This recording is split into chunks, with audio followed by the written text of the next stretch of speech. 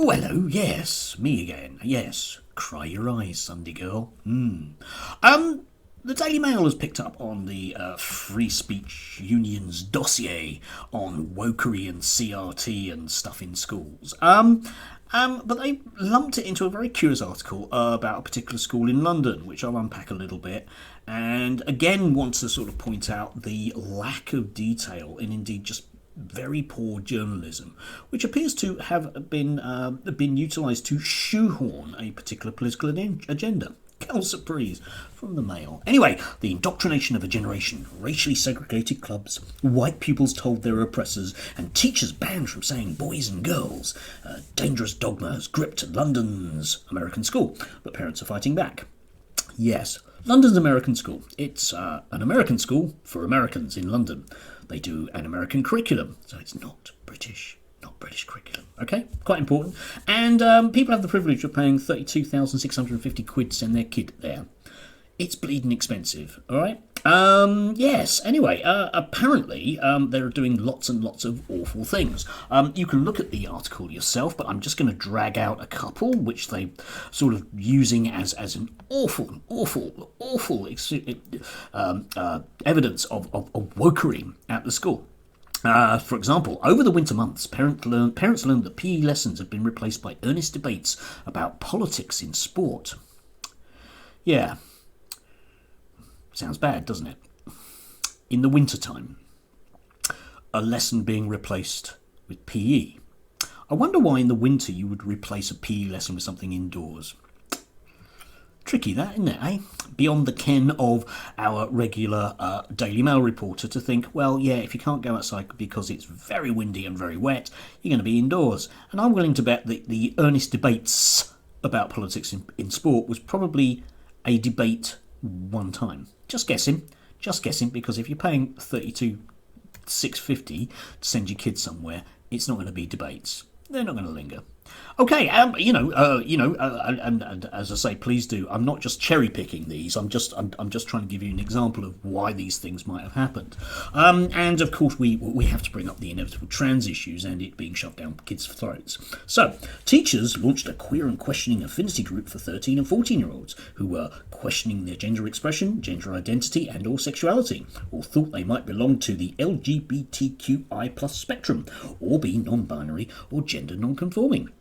Yes, the beauty of that, of course, is that, as we all know, trans issues just aren't real, and the only reason that there is such a thing is because teachers make it up. Yeah. At an enormously high fee-paying school? If you were to substitute dyslexia for any of those statements and suggest that the school had formed a special group to assist dyslexia students, it suddenly sounds like it might be something else. But of course we all know, Daily Mail readers, that trans isn't real, and therefore the only reason why this might be it. It isn't to support children. No, obviously not. For all that money you'd expect a bit of support, but apparently not. No, it's just teachers doing this, isn't it? Yes. Anyway, the Daily Mail article goes on to sort of quote various British schools for some reason from the Toby Young Free Speech Union report, and the implication appears to be that Britain simply follows whatever the Americans do, and we can certainly see this in terms of Britain's lax gun control laws and the fact that we're about to bring back the death penalty. It's not a good argument, is it? Oh, look, something's happening in America, and therefore it'll come here. I don't know. Maybe not. Perhaps Joe Biden will become Prime Minister. It's not a sensible thought. They do quote some parents. The main ones are quoted are Hugh and Alexandria Cochrane. Okay, and it rang a bell with me, Hugh and Alexandra Cochrane. I was thinking, I think I've seen them before. And anyway, let's just quote. So horrified were Hugh and his wife Alexandra, a health coach, they've decided to remove their sons from the school at the end of this academic year. In the past year, my boys have been repeatedly made to feel guilty for being white and male, and invited to feel responsible for sins committed against minority groups generations ago when they were not alive, he said. Yeah. They're going to remove their sons from the end of the academic year, which is next September, or August, July, let's say, if you want to be gentle about it. So their kids are going to be there for, another 7-8 months? It's not a burning issue then, is it?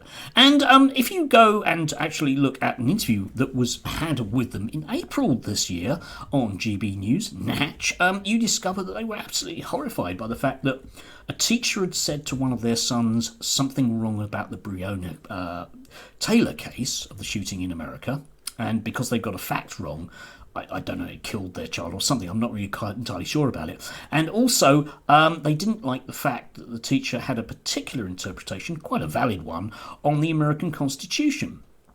Now, obviously, these are burning issues because they've decided to keep their children in school for at least 2 academic years.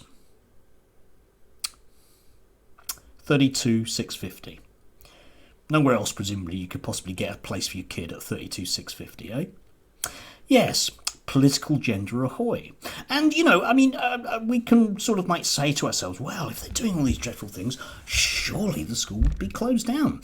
I mean, Ofsted surely would close them down, wouldn't? Oh, no, it's an outstanding school, isn't it? You'd expect an outstanding school for 32,650. And if the school is actually doing stuff about diversity, I would really hope that they were, because I'm willing to bet that at 32,650 there isn't a great deal of a diverse audience at the school, is there? Yeah, if nothing else, in terms of, you're not going to meet many working class kids there, are you? No.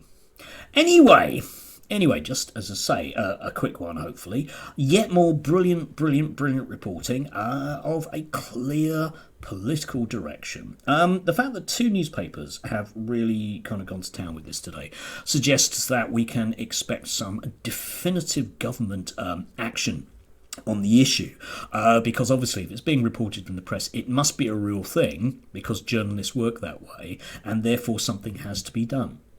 So, yeah, I'll look forward to that again. Thanks, guys.